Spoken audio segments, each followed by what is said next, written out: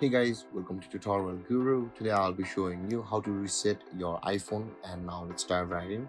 Now to reset your iPhone, first open up the settings of your iPhone, and from over here guys scroll down until you can find the general settings of your iPhone, which is just above the control center.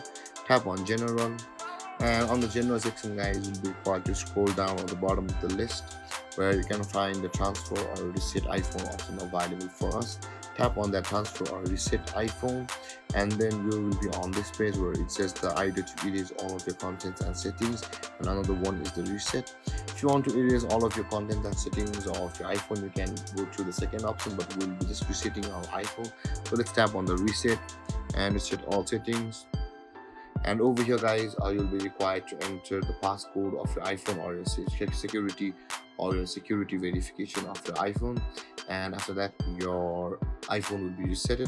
And there guys, this is how you reset your iPhone. And if you have any confusions or questions regarding the topic, feel free to comment in the comment section below, and don't forget to like, subscribe and hit that bell icon for more videos. Thank you for watching guys. Peace.